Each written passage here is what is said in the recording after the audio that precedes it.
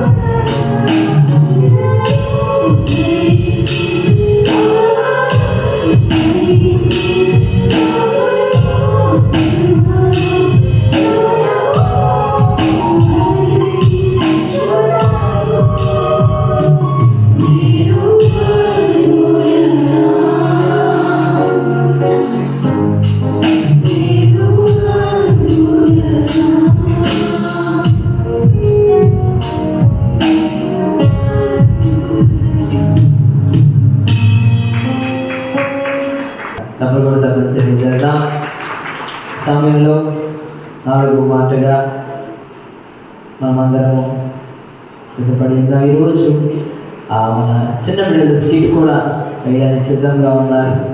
కనుక 4వ మాటగా మత్తయి సువార్త 27వ అధ్యాయం 46వ వచనం, ఏలీ ఏలీ లామా సబక్తాని అని బిగ్గరగా కేక వేస్తుంది. ఈ యొక్క వాక్యం అనుభవించిన మన ప్రియులు మేరీ శ్రీనివాస్ గారికి సమయం నాకు సాదరపూర్వక ఆహ్వానించారు.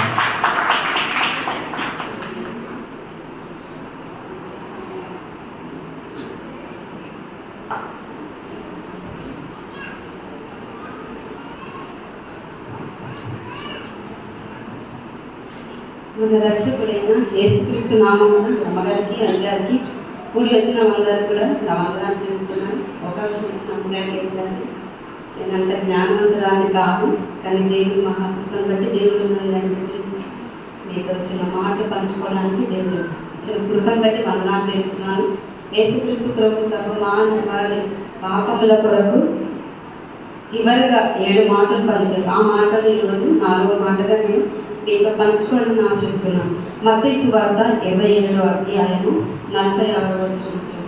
ఇంచుమించు 3 గంటలప్పుడు యేసు ఏలీ ఏలీ లామా సబక్తాని బిగ్గరగా కేక వేసెను. ఆ మాటకు నా దేవా నన్నెందుకు చేయి విడిచితివని అర్థము. దేవుని స్తోత్రము. ఇంచుమించు 3 గంటలప్పుడు యేసు ఏలీ ఏలీ లామా సబక్తాని అని బిగ్గరగా కేక వేసి ఆ మాటకు నా దేవా నన్నెందుకు చేయి విడిచితివని అర్థం. యేసు ప్రభు శిలువలో వేలాడినప్పుడు అనేక విలువైన మాటలు పలికారు. ఆయనను హింసించినప్పుడు, బాధ పెట్టినప్పుడు, ప్రక్కలో బల్లం కూర్చున్నప్పుడు, 1 తక్కువ 40 దెబ్బలు కొరడాలతో కొట్టినప్పుడు దేవుడు ఎంత మాత్రం కూడా బాధపడలేదు. ఉమ్మి వేసినప్పుడు కూడా దేవుడు మాట్లాడలేదు. మేకులు కొట్టినప్పుడు చేతుల్లో కాళ్ళలో అవమానపరిచినప్పుడు కూడా దేవుడు ఒక్క మాట కూడా పలకలేదు. అక్కడ అంతా మౌనంగా ఉన్నాడు. కానీ మనం చూసినట్లయితే నా దేవా నన్ను ఎందుకు చేయి విడిచితమని చెప్పి బిగ్గరగా కేక వేయడం మనం చూస్తున్నాం. ఎడబాటు అనేది ఎంత భయంకరమైనది కదండి. నా జీవితంలో మా తండ్రి గారు చనిపోయినప్పుడు చాలా బాధ అనిపించింది. నేను కోలుకోవడానికి 1 ఇయర్ పట్టింది. అంటే మంచి మాటలు చెప్పి నన్ను ధైర్యపరిచేవారు. కానీ నేను అప్పుడు అనుకున్నాను, తల్లిదండ్రులు విడిచిన దేవుడు సమస్తాడు కదా, తల్లిదండ్రులు విడిచినా నేను విడిచిపెట్టానని. ఆ వాగ్దానం దేవుడు నన్ను ఎంతగానో ధైర్యపరచడం అన్నమాట.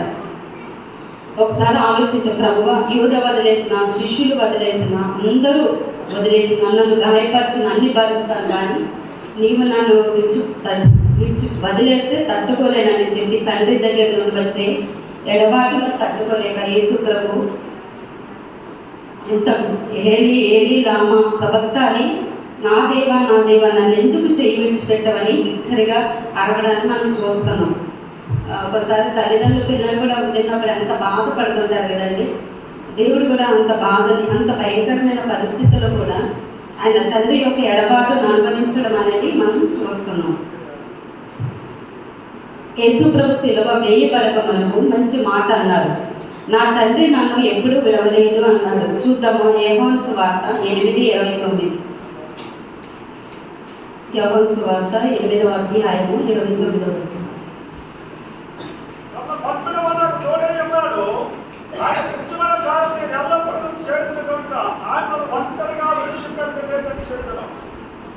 యేసు ప్రభు క్రీస్తు కూడా ఏమన్నాడంటే, శిలువలో వేయబడక మనకు నన్ను పంపిన వాడు నాకు తోడుగా ఉన్నాడు. నేను ఎల్లప్పుడూ ఆయనకి ఇష్టమైన పనులు చేస్తున్నాను కనుక ఆయన నన్ను విడిచిపెట్టలేదు. మనం కూడా దేవుడి చిత్తాన్ని నెరవేర్చాలి. ఆయన ఇష్టమైన బిడ్డలుగా మనం జీవించాలి. అయితే అంటే దేవుడు నాకు తోడుగా ఉన్నాడు అని దేవుడు ఎందుకు నా దేవా నా చెయ్యి నన్ను ఎందుకు విడిచిపెట్టావని దేవుడు ఎందుకు అన్నాడంటే, కారణం ఏంటంటే ఎడబాటు కారణం. ఎందుకంటే యెషయా 53:10 మనం చూస్తాం కదా, మనందరి పాపము ఆయన మీద మోపబడ్డాయి. మన పాపముల నిమిత్తము ఆయన ఒక గొర్రెపిల్లగా, వధించిన గొర్రెపిల్లగా, ఎంత వ్యసన కాంతుడుగా నిజంగా మన కోసం ఎంతగా సెలవులో బాధపడ్డారు కదండి. అతను నలగొట్టుటకు యెహోవాకు ఇష్టమాయెను. ఆయన తనకి వ్యాధి కలుగు చేసెను. అతడు తను తానే అపరాధ పరిహారార్థి బలి చేయగా అతని సంతానము చూసెను. ఆయన గాయపడడం యెహోవాకు ఇష్టమైంది. అంటే ఎందుకు? మన పాపములు ఆయన మీద వేసుకున్నాడు కనుక మనల్ని రక్షించడానికి. యేసుప్రభు గాని సెలవులో మరణించకపోతే మనమే సెలవు, అంటే మనం శ్రమలు అనుభవించాల్సింది. ఆ అవసరం లేకుండా దేవుడే తానే సెలవులో మరణించి మన కోసం ఎన్నో బాధలు, ఎన్నో అవమానాలు భరించాలి. యేసుక్రీస్తు ప్రభు ఇక్కడ యెషయా 53:6 చూస్తే, మనమందరము గొర్రెల వలె త్రోవ తప్పితిమి, మనలో ప్రతివాడును తనకిష్టమైన త్రోవకు తొలిగెను. యెహోవా మన అందరి దోషమును తన మీద మోపెను. అతడు దౌర్జన్యము నొందెను, బాధింపబడినను అతడు నోరు తెరవలేదు.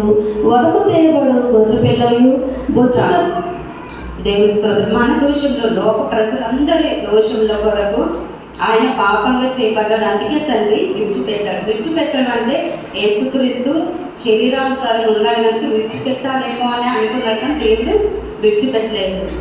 2 కొరింథీ 5:21.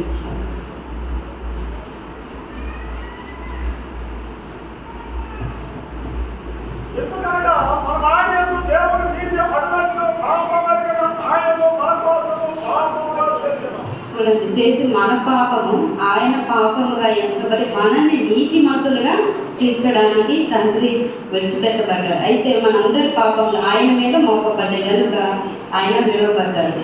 ఆ సమయంలో నన్ను ఎందుకు విడిచిపెట్టమని కేక పెట్టడం జరిగింది. మనం చూస్తున్నాం బైబిల్లో చాలామంది ప్రవక్తలు ఉన్నారు కదండి. ఎంత ఇష్టమైన పరిస్థితుల్లో కూడా దేవుడు విడిచిపెట్టాడని చాలా భయపడ్డారు, కానీ దేవుడు వారి ప్రక్కనే ఉండి వారికి ఎంతగానో సహాయపడుతూ వచ్చారన్నమాట. దేవుని స్తోత్రములు. అంటే ఈరోజు మీరు బాధపడుతున్నారా? బంధుమిత్రులు విడిచిపెట్టారని, ఇరుగు పొరుగు మాట్లాడట్లేదని, లేదా ఆత్మీయులు నిన్నగాక మొన్న మాతో మాట్లాడిన వారు మాతో మాట్లాడట్లేదని బాధపడుతున్నారు. మీరు ఆ బాధ పడినవసరం లేదు. దేవుడే మనల్ని వదిలేస్తే రక్షించేవారు ఎవరు ఉండరు. ఏ ఒక్కరు కూడా మనకి సహాయం చేసేవారు ఉండరు. అదే ఇక్కడ దేవుడు మనకు మాదిరి చూపించాడు. ఈరోజు అందరూ విడిచిపెట్టారని కేకలు వేయదు. నన్ను ఎందుకు వదిలేసావు, నాకు ఎందుకు మాట్లాడట్లేదు అనేసి మీరెందుకు కూడా బాధపడనక్కర్లేదు. దేవా నన్ను ఎందుకు వదిలేసావు అని మనుషులతో మీరు మాట్లాడలేదనేసి బాధపడదు. దేవుడి దగ్గరికి వచ్చి, దేవా నన్ను ఎందుకు వదిలేసావు, ఈ శ్రమలు వచ్చాయి, ఇలాంటి వ్యాధి వచ్చింది, బాధ వచ్చింది అనేసి దేవుడి దగ్గర ప్రార్థించినప్పుడు దేవుడే మన చెయ్యి పట్టుకొని మనల్ని నడిపిస్తాడు. దేవుని స్తోత్రము.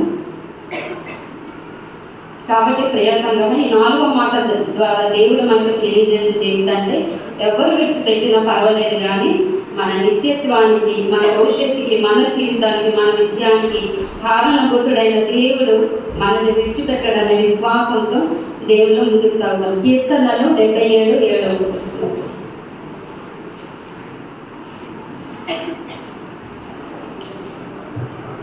ప్రభువు నిత్యము విడనాడునా, ఆయనకి ఎన్నడను కటాక్షింపడా.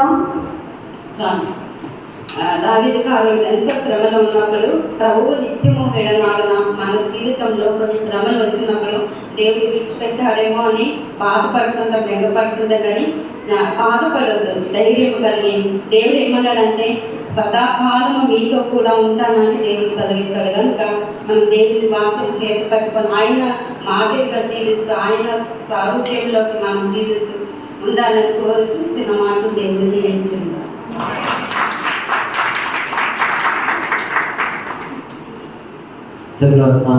ఈ యొక్క వాక్య ఫలిత నిమిత్తం మనం అంటున్న రత్నం గారు ప్రార్థన చేస్తారు.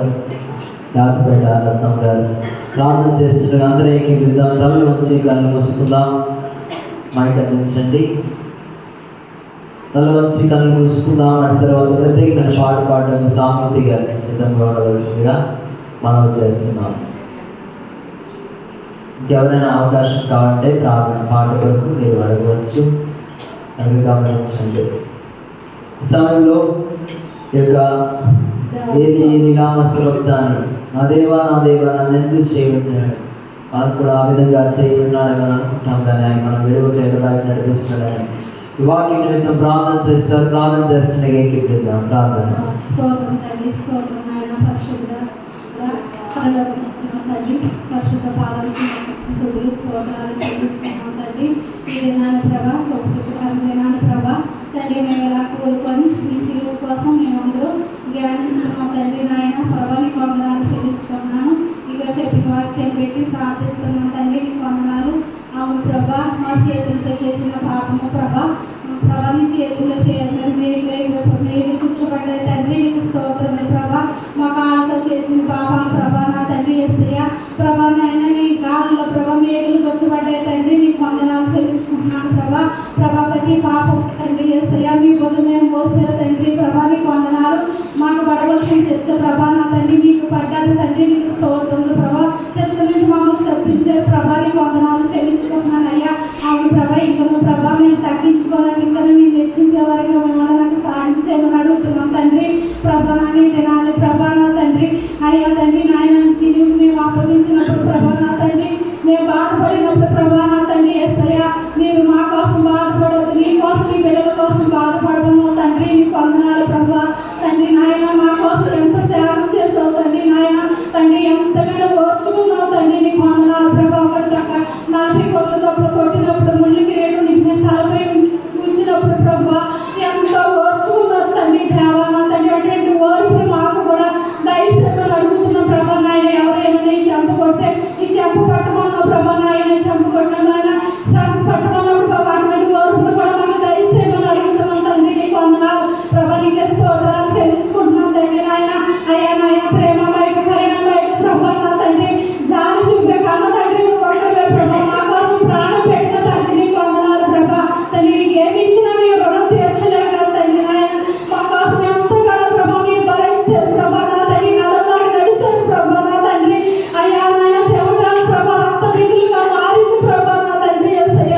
ఏదైనప్పటికీ తండ్రి నాయన మా కోసం ఎంతగానో మీరు త్యాగం చేసి త్యాగబుద్ధి కాబట్టి ప్రభా నా తండ్రి, ఇంకను ప్రభా మా తగ్గించుకొని నీకు హెచ్చించేవారుగా కానీ నీ మాట నడిచేవారుగా మేము ఉండడానికి సహాయం దయచేయమని ఈ చిన్న ప్రార్థన సన్ని చేసుకొని తగ్గ ప్రతిఫలం దయచేయమని స్పష్టంగా నా తండ్రి.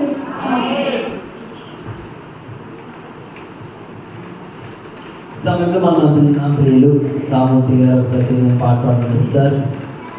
సమయాన్ని వారికి అప్పగిస్తున్నాం.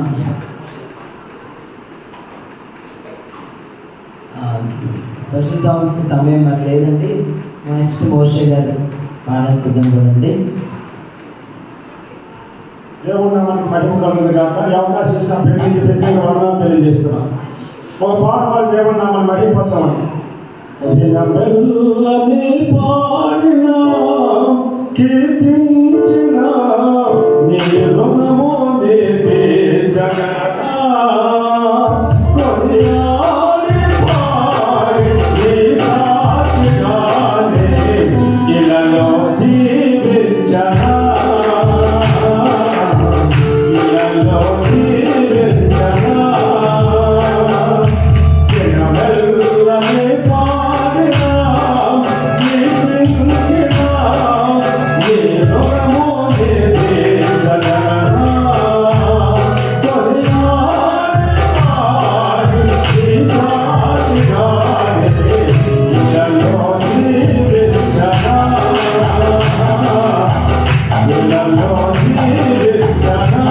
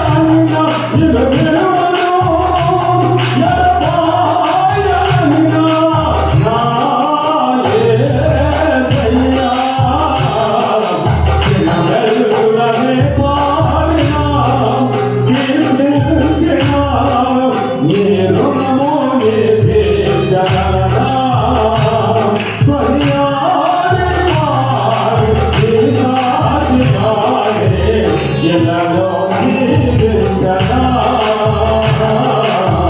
ఎలాగో జీవించనా, ఎలాగో జీవించనా. దేవుని స్తోత్రం. హల్లెలూయా.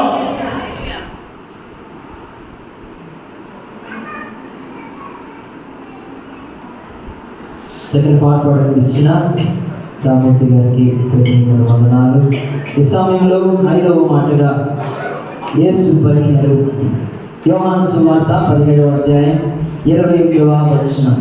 లేఖనము నెరవేరినట్లు నేను దప్పికొనుచున్నాను. నేను ఈ వాక్యం మనం బోధించాను. మన ప్రియుడు ప్రభుదాస్ గారి నుండి వస్తారు.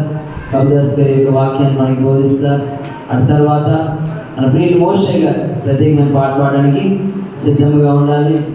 అదేవిధంగా 6వ మాట తర్వాత స్పెషల్ సాంగ్ పాడడానికి ఉర్మిళ గారు సిద్ధంగా ఉండాలి. సో 7వ మాటలో స్పెషల్ సాంగ్ పాడడానికి చిన్న పాస్టర్ గారు కూడా సిద్ధంగా ఉండవలసిందిగా మనం చేస్తున్నాం. 5వ మాటగా యోహాను సువార్త 19వ అధ్యాయం 28వ వచనం. లేఖనము నెరవేరినట్లు నేను దప్పికొనుచున్నాను. నేను ఈ మాటను బోధించడానికి సమయాన్ని ప్రభుదాస్ గారికి అప్పగిస్తున్నాను.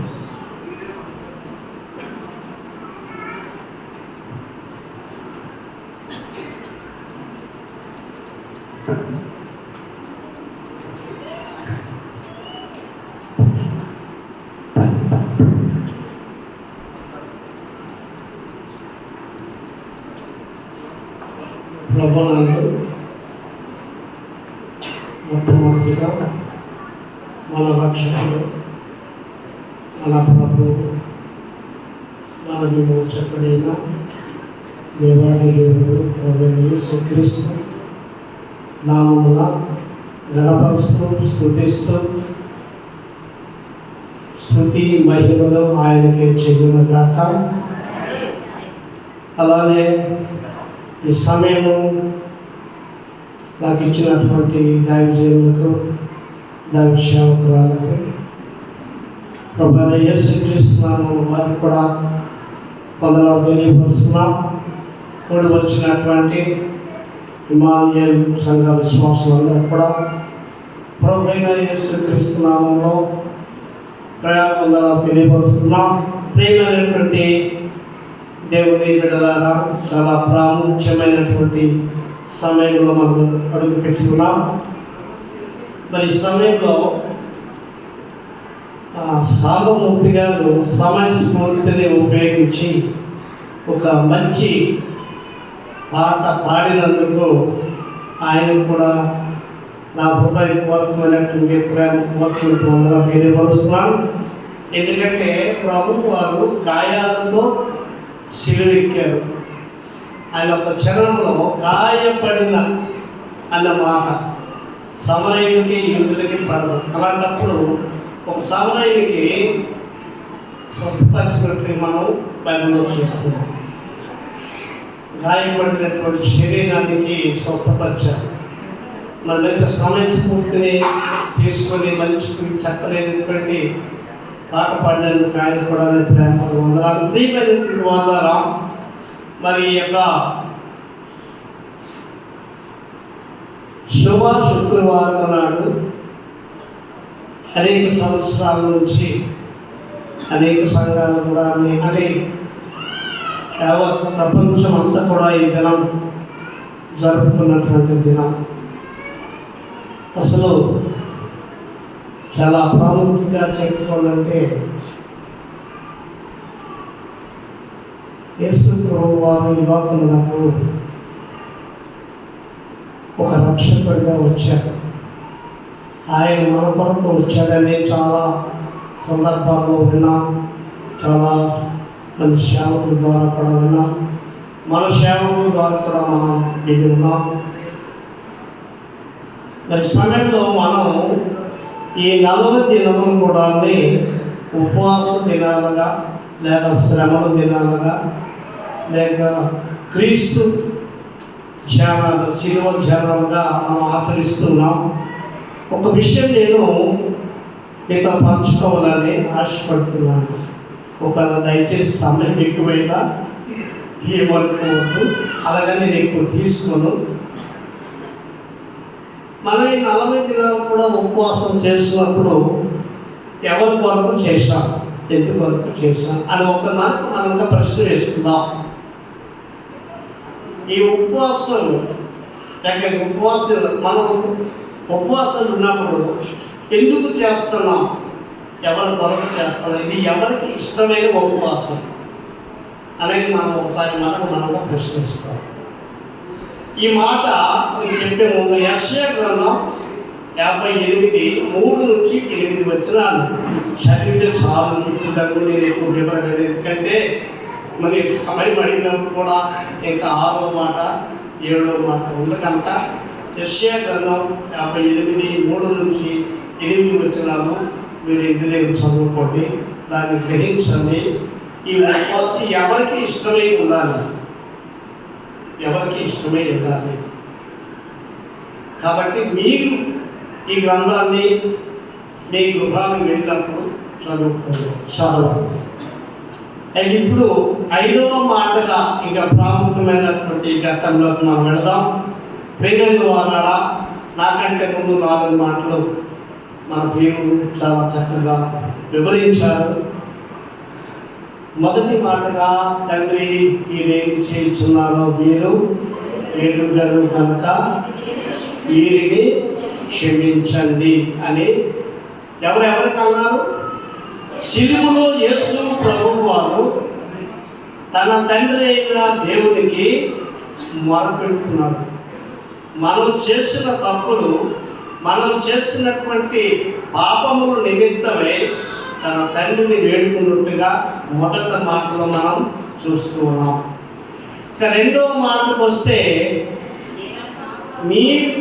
నేడు నీవు నాతో పరదేశువై.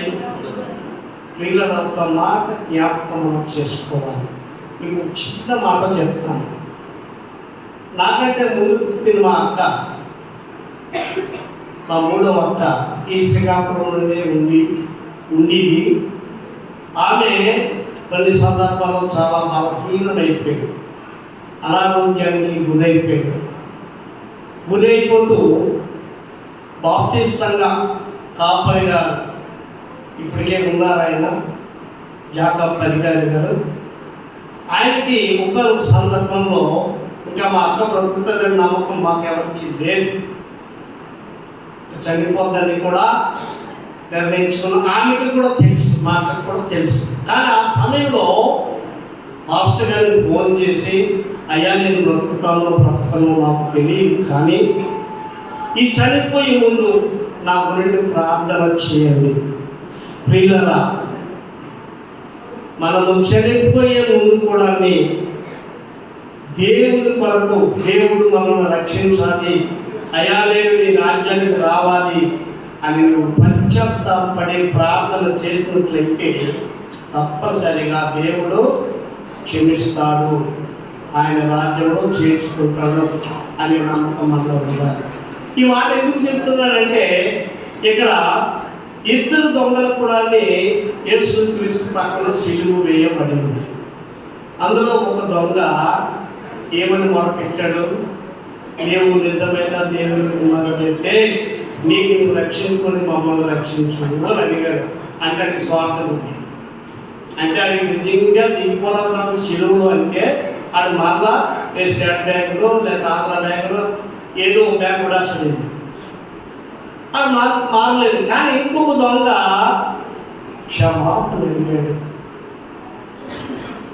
క్షమాపణ అడిగాడు. అయ్యా నేను చేసింది తప్పు, నేను చేసింది పాపం, నన్ను క్షమించు అని మొరపెట్టినప్పుడు ప్రభు వెంటనే అక్కడనే ఆయన ఏమన్నాడు? నేడు నీవు నాతో పరదేశుడు. దేవుని స్తోత్రం. కాబట్టి ప్రియులారా, ఈ 40 దినములు మరి యేసు ప్రభు వారు కూడా విశ్రాంతిలో మన కొరకు ఆయన ఆకలి ఉన్నాడు, మన కొరకు ఆయన ఎన్నో శ్రమలు అనుభవించాడు. ఎందుకంటే ఈయన ప్రజలందరూ కూడా బాగు మనసు పొందాలి, రక్షణ అనుభవం రావాలి, వీరందరూ కూడా పరలోక రాజ్యంలో నాతో పాటుగా వీరు కూడా నివసించాలని ఆయన 40 రాత్రులు 40 పగళ్ళు ఉపవాసం ఉండి ప్రార్థించేటప్పుడు ఈ ప్రార్థనలో ఇంకొక విశేషం ఏంటంటే సాతానుని జయించిన కొరకు సాతాను కూడా ఎన్నో శోధనలు పెట్టారు ప్రభు. ఎందుకంటే నీవు నిజమైన దేవుని కుమారుడైతే వాళ్ళను నీవు రొట్టెలుగా చేసుకో, నీవు తిను అన్నప్పుడు నీ దేవుని వారు నీవు ఆటంకపరచుకో, నీవు పోవని గర్జనగా పారిపోయింది. ఇంకా చెప్పాలంటే ఉన్న 2-3 మనకు టైం అవుతుంది కాబట్టి ఇప్పుడు 5వ మాటగా సిలువలో ఆయన పలికినటువంటి మాట యోహాను సువార్త 19వ వచనం ఇలాగున రాయబడి ఉంది. అటు తరువాత సమస్తమును అప్పటికి సమాప్తమైనదని యేసు ఎరిగి లేఖనములు నెరవేరినట్లుగా నేను దప్పికొనుచున్నాను. దేవునికి స్తోత్రం. ప్రేమను వారులారా, మరి యేసు ప్రభు వారు ఆయన దైవత్వము కలిగిన వాడు, శరీరధారిగా వచ్చిన, కానీ లోకంలోకి వచ్చినప్పుడు దైవత్వము విడిచిపెట్టారు. ఆయన శరీరధారిగా మాత్రమే భూమి మీదకి వచ్చారు. ఆయన ఈ లోకమంతా సృష్టించాడు. లోకంలో సముద్రాన్ని సృష్టించాడు, నదులు సృష్టించాడు, ఆకాశంలో వర్షములు కురిపించిన దేవుడిది దాహం ఏంటి? ఆయన దాహం ఏంటి? కానీ ఇక్కడ మనం గ్రహించవలసింది, గుర్తుపెట్టుకోవాల్సింది ఏంటంటే ఆయన ఈ లోకానికి శరీరధారిగా వచ్చాడు. శరీరధారిగా వచ్చినప్పుడు దాహం తప్పదు. ఇప్పుడు మనకు చాలా ఎండాకాలంలో ఉంది. మన ఎండ నుంచి వచ్చినప్పుడు ఎక్కడ వాటర్ దొరుకుతుందా, ఎక్కడ లేకపోతే పెట్రోల్ ఉన్నాయని మనం ముందు వెతుక్కుంటాం. ఎందుకంటే మన భౌతికంగా ఎండ పడడానికి వెళ్ళి దాహం కాదు. కానీ ఇక్కడ ప్రభు వారికి ఈ డబ్బుకి ఎందుకు వేసింది అని అంటే ఆయన అప్పగించిన రాత్రి నుండి సిలువ వేసినంత వరకు కూడా ఆయన గొప్ప శ్రమను అనుభవించినట్లు మనం చూస్తున్నాం. కొండ దెబ్బలు కొట్టారు, శరీరం అంతా నలిగిపోయింది, శరీరం అంతా గాయాలైపోయి ఆయన ముళ్ళ కిరీటం పెట్టారు, ఆయనకి హేళన చేశారు. మనకు ఒక్క మాట మనకి హేళన చేస్తేనే మనం తట్టుకోలేమే.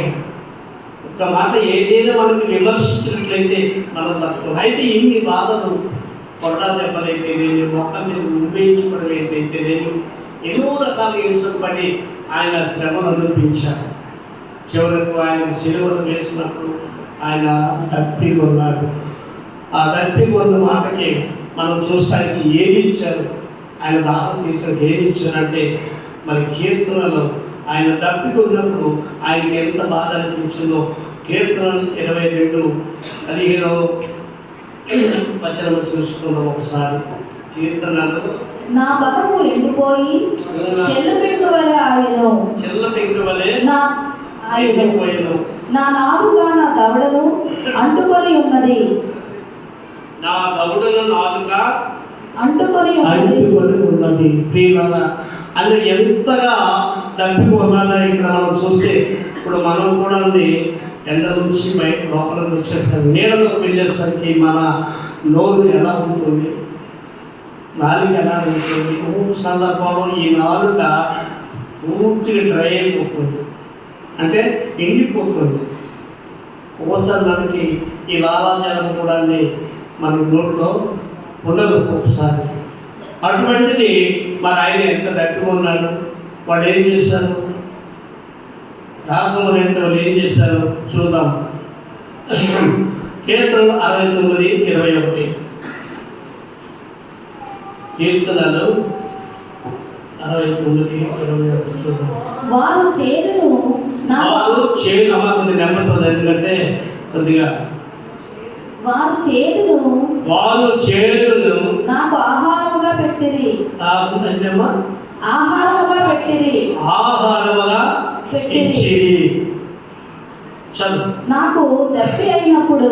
నాకు దప్పి అయినప్పుడు చిరకను త్రాగనిచ్చిరి, దాహముగా ఇచ్చేది. ప్రియమైనటువంటి ఇక్కడ మనం చూసినట్లయితే వారు చేతులు నాకు ఆహారముగా పెట్టిరి. నాకు దప్పి అయినప్పుడు చిరకాలు త్రాగనిచ్చిరి. వారు భోజనము వారికి విడిగా గాక.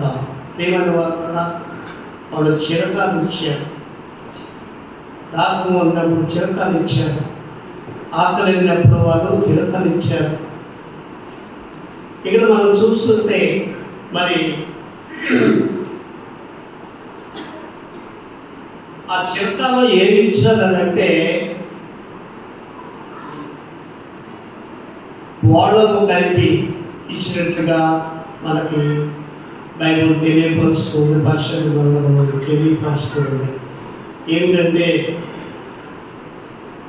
ఒకసారి మత్తయి సువార్త 3:10-12 చదువుతుంది. ఎందుకంటే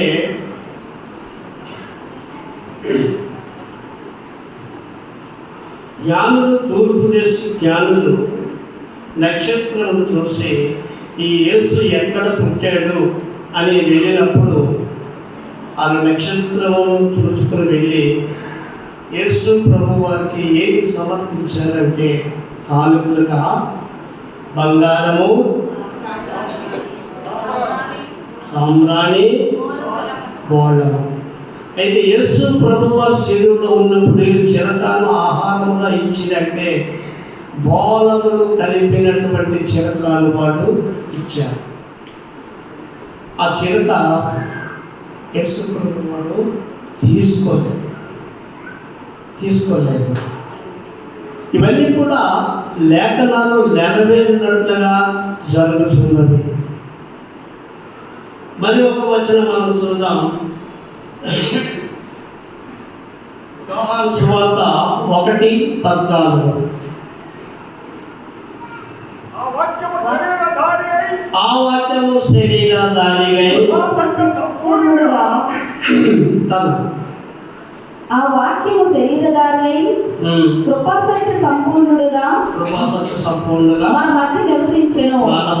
అక్కడ ఆయన శరీరధారిగా వచ్చి మన మధ్యలో నివసించి, ఆయన శరీరధారిగా వచ్చాడు కాబట్టి ఆయన తప్పి ఉన్నాడు. ఆయన తప్పికి తీర్చడానికి మరి మనము చూసినట్లయితే సమర స్త్రీ ఉండి మనకు తెలుసు.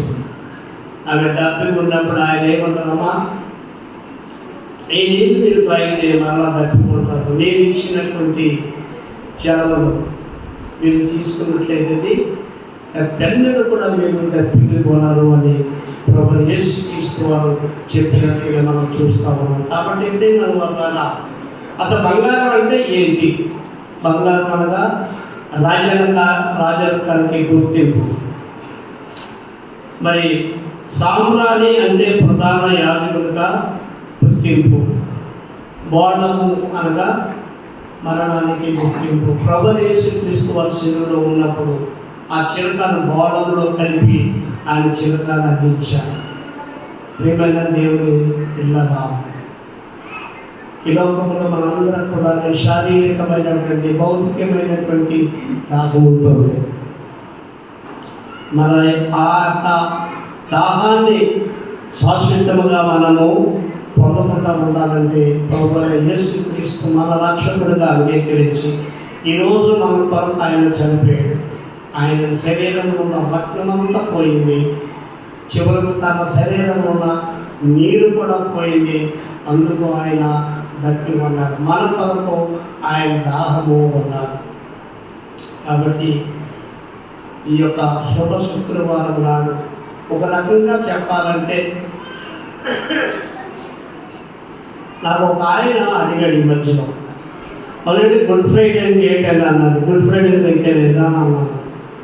మీరేది యేసు ప్రభు చచ్చిపోయాడు కదా ఆ రోజు అంటారు కదా అంటే నిజమే, యేసు ప్రభు శిలువలో మరణించిన దినం అయినప్పుడు కూడా అది గుడ్ ఫ్రైడే ఎందుకు అయ్యిందంటే అని పిలువబడినంటే పాపులందరి కోసము ఆయన మరణించి పాపులు రక్షకుడుగా మా మానవుల పాపములన్నీ కూడా క్షమించాడు కనుక అది శుభ శుక్రవారము అని పిలువబడింది అన్నాను.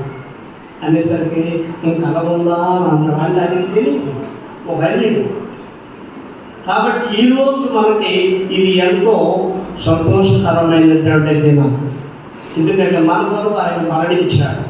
ఆయన ఉన్న స్థలంలో మనము ఉండాలని, ఆయన మనం తీసుకెళ్ళడానికి రెండవ రాకడలో ఆయన తండ్రి వద్ద నుండి మరలా మహిమతో, ఇంతకుముందు మహిమతో వచ్చినప్పుడు మనం ఎవరు కూడా మహిమ పొందలేకపోయాం.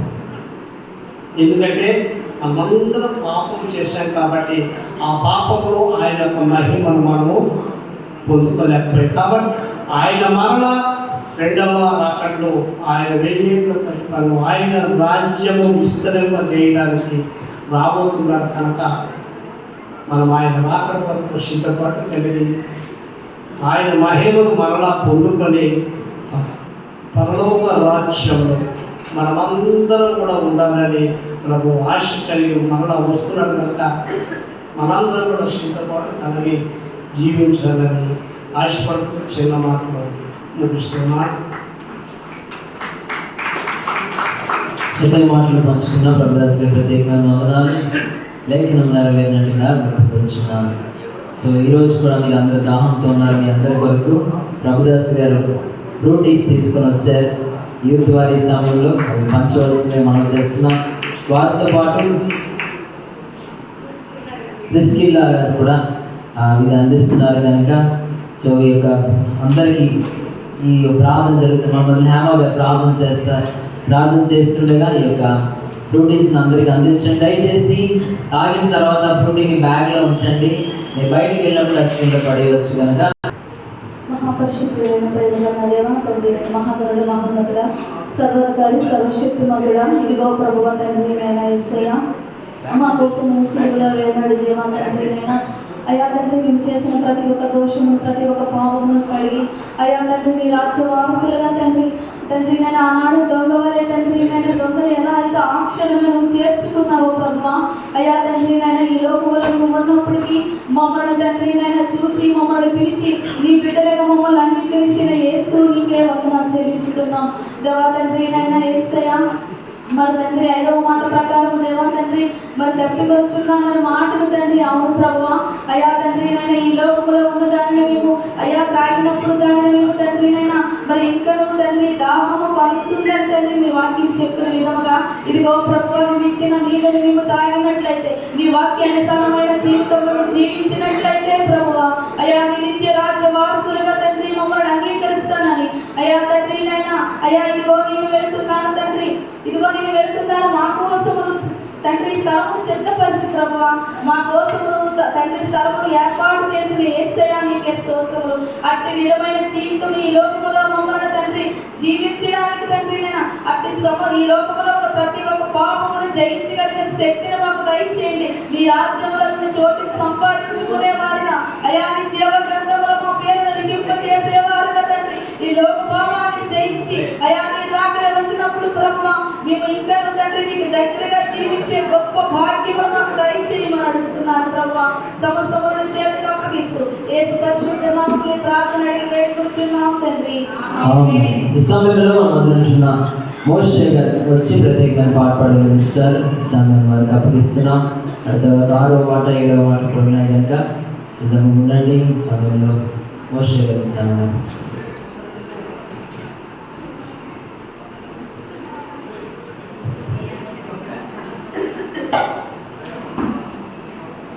అదిగదిగో అల్లదిగో కలవరి ఉండకు దారిగో అదిగదిగో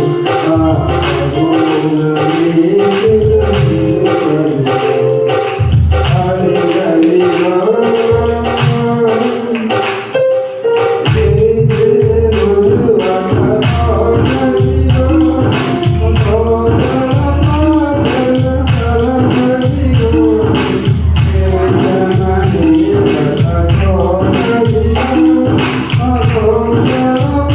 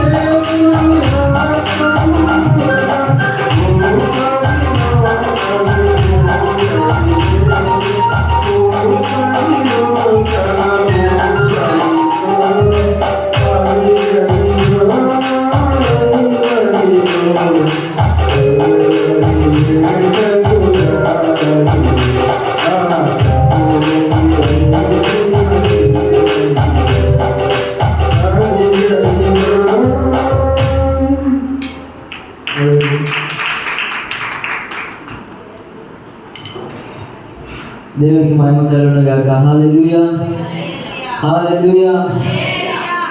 చాలా సంతోషం. మరి ఒక 2 మాటలు ఉన్నాయి. తర్వాత చక్కని స్కిట్ పిల్లలు సిద్ధంగా ఉన్నారు.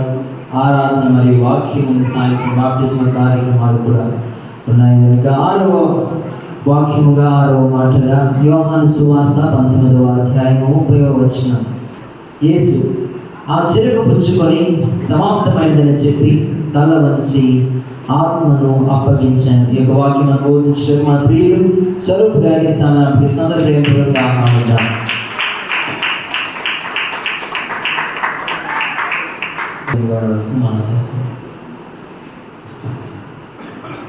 ప్రైజ్ లార్డ్, హల్లెలూయా.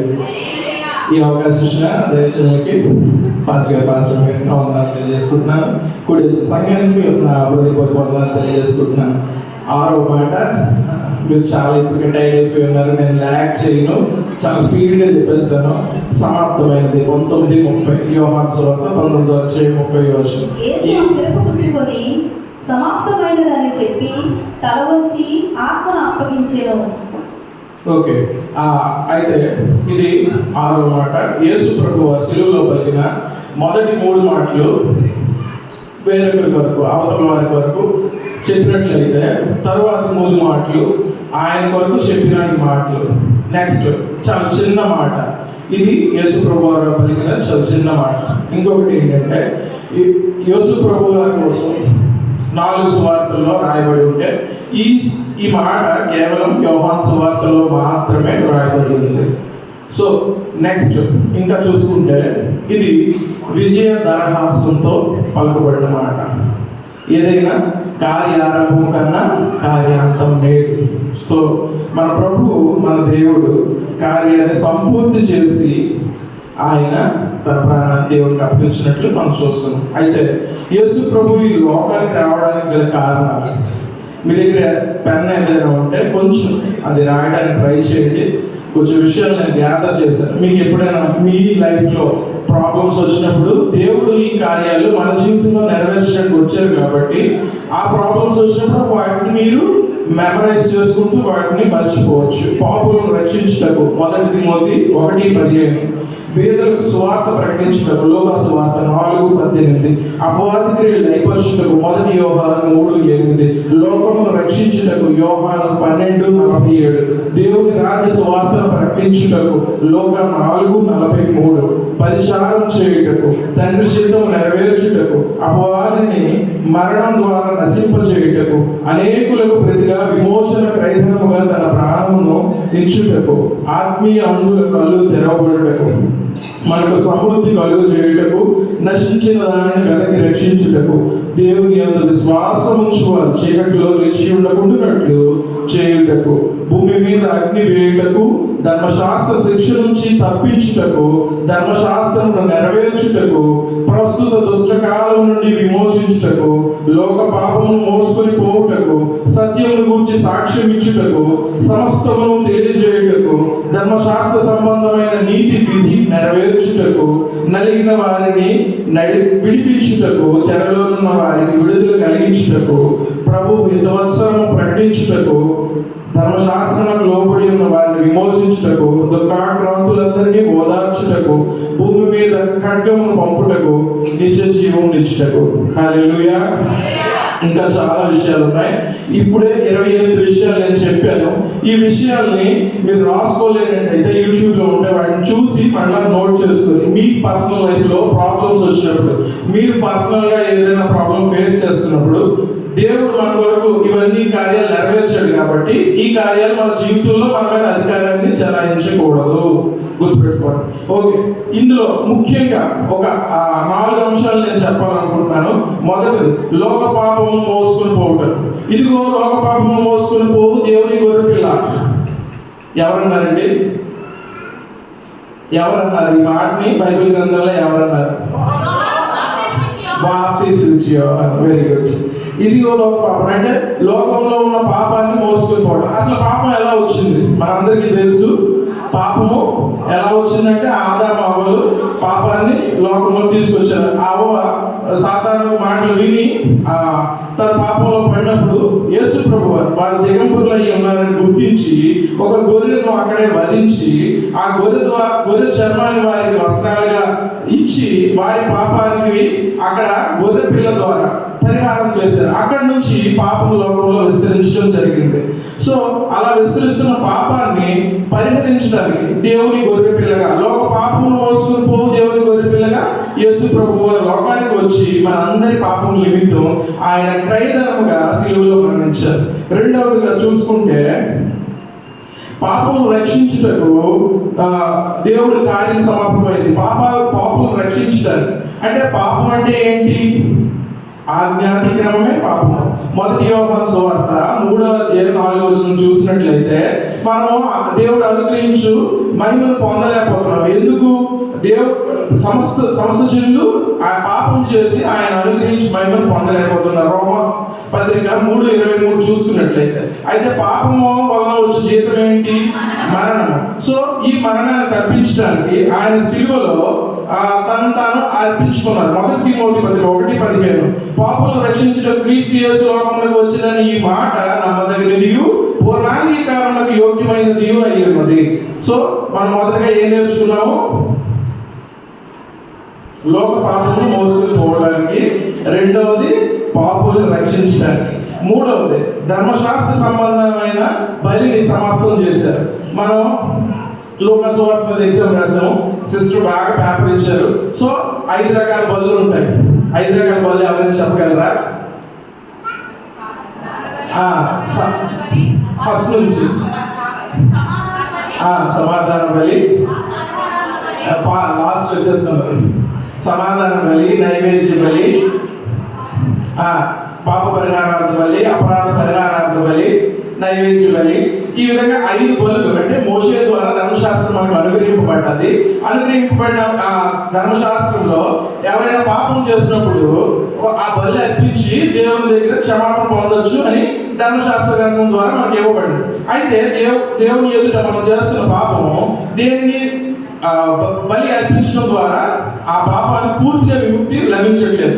సో సాదృశ్య రూపమైన బలిగా యేసు ప్రభు వారు భూలోకానికి వచ్చి ఆయనే మనందరి నిమిత్తం చనిపోయారు. సో మనం ఆయన మన కొరకు చనిపోయారు కాబట్టి ఇంకా ధర్మశాస్త్ర గ్రంథంలో ఇవ్వాల్సిన బలులు మనం ఇవ్వాల్సిన అవసరం లేదు. ఆ బలులన్నింటినీ ఆయన సమాప్తి చేశారు. సో మొదటిగా లోక పాపము మోసుకుని పోవడానికి, పాపులను రక్షించడానికి సమాప్తి చేశారు. ధర్మశాస్త్ర సంబంధమైన బలి విధిని సమాప్తి చేశారు.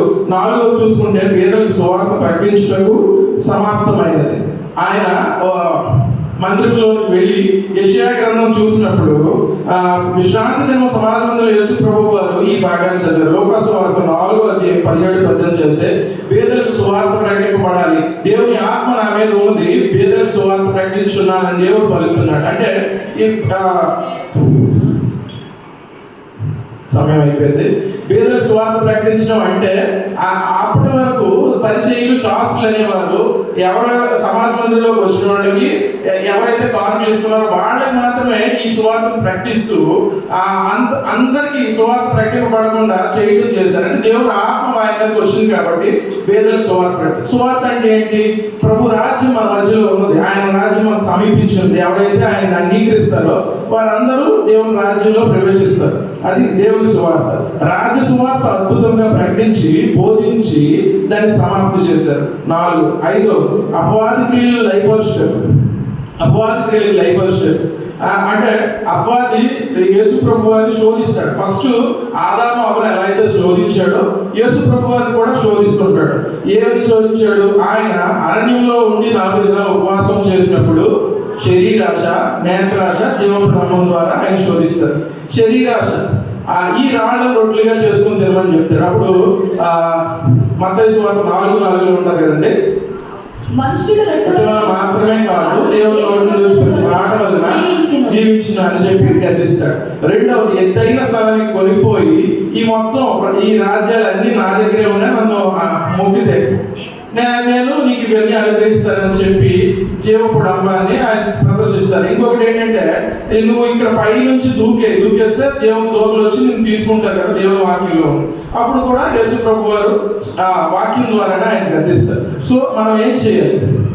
సువార్త విషయంలో, అపవాది క్రియల లైపోష విషయంలో కూడా మనం అదే విధంగా మనం సువార్త ప్రకటించి ఈ శరీరాశ, లోకాశ, జీవపుడంబాన్ని మనం ప్రజల్లో మనం దేవుడు నమ్ముకున్న పిల్లలు ఎవరిలో ఉండకుండా దేవుని వైపు చూస్తూ మనం తగ్గించుకునే జీవితాలు మనం కలిగి ఉండాలి.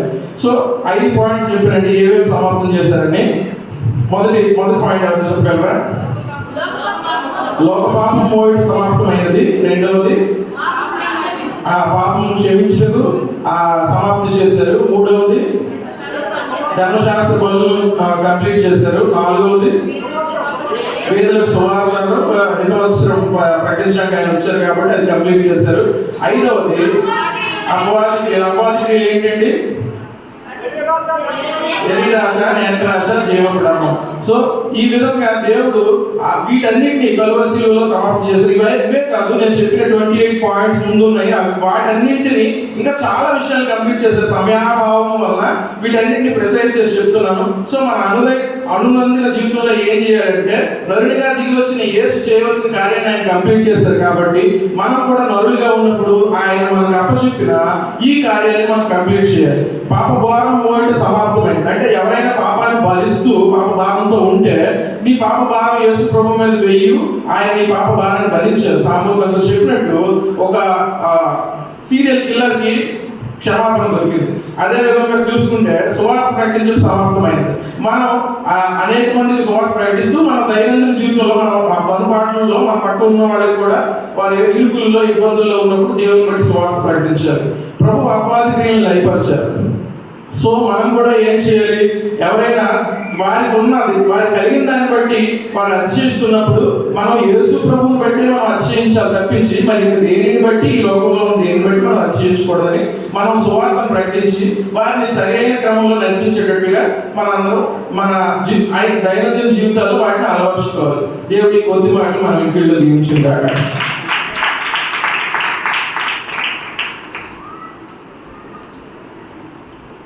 నవనించిన ప్రభావతి రాజు గారి యొక్క వాక్యం ప్రార్థన చేస్తారు. అందరూ తలవంచి కళ్ళు మూసుకుందాం.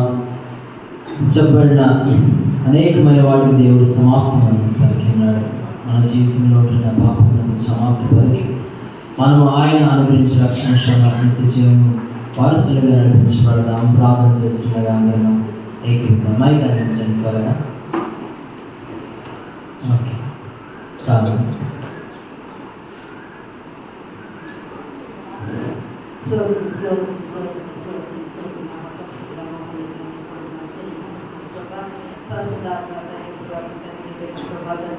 వారికి చెప్తుండగా ప్రభా ఇస్లానికి ఎక్కువైన ప్రభావం తండ్రి ప్రతి ప్రభా ఇప్పుడు చెప్తుందని ఐదు పెట్టేది చెప్తున్న ప్రభావ దానికి వాయికి చెప్పిన తండ్రి ప్రతి తండ్రికి శక్తులు దయచేసి ప్రార్థన ప్రభావ దేవాలయ తండ్రి దేవాశీలులో మాట చెప్తుండగా ప్రభా మా కొరకు ప్రభా మా పాపం కొరకు కదా తండ్రి వరకు ప్రభా రక్తులు కాల్చే ప్రభా ఈ రక్తదాన ప్రభా తండ్రి అయ్యా ఒక సుఖమైన ప్రభా శిలువలో తండ్రి రక్తము దగ్గర నీరే కాలి ప్రభా శిలువలో మరణించి ఉన్నాం ప్రభా మా పాపం కొరకు కదా తండ్రి ఏసయ్యా నీకే వందనాలు చెల్లించుకున్నాం పరిశుద్ధాత్మ నీ స్తుతి స్తోత్రాలు చెల్లించుకున్నాం ప్రభా అయ్యా ఇప్పుడు వరకు తండ్రి నీ రెక్కసారి బిడ్డలు అందరినీ కాపాడి నొక్క ఇద్దరు బిడ్డలు చెప్పాలి ప్రభా శిక్కులు బిడ్డగా మీరు చూడేయండి ప్రభా సగగా తండ్రి ఒకసారి మర్చిపోగల తండ్రి నీకు తండ్రి ఇప్పుడు వరకు నీ బిడ్డ శిక్కుని ప్రతి మాట్లాడగా ప్రభా మా బిడ్డలు తండ్రి రాష్ట్రీయ బాధ్యులు మోస్తున్న బాధ్యత మాకు దయచే ప్రభా తండ్రి అయ్యా గద చెప్పినట్టు ప్రభా తండ్రి అయ్యా ఏ సమయంలో తండ్రి వాక్యం చెప్పిన తండ్రి ఆ వాక్యం తెలుసుకొని ప్రభా తండ్రి ప్రార్థన చేసుకుని కార్యం తెలివిస్తూ ఉన్నాం మేము తండ్రి చూసి చేసిన మేలు అద్భుతాలు ప్రభా అనేకమంది ప్రభా అనేకమంది తెలిసిన బాధ్యత దయచేయండి ప్రభా మీరు హాజరు సంచలనం నడిపించమని వేసుకుంటున్నాను వేడుకుంటున్నాం తండ్రి ప్రత్యేకంగా పాటలు ఆ తర్వాత చివరి మాట మనం వినబోతున్నాం. సండే స్కూల్ పిల్లలందరినీ లోపలికి వచ్చినారంటే బయటికి ఎవరైనా ఉండిపోతే వారిని కూడా లోపలికి వచ్చామండి. చివరి మాట మనం ఉంటాం. అట్లా స్కిట్ అద్భుతమైన స్కిట్ పిల్లలు ప్రదర్శించడానికి సిద్ధంగా ఉన్నారు.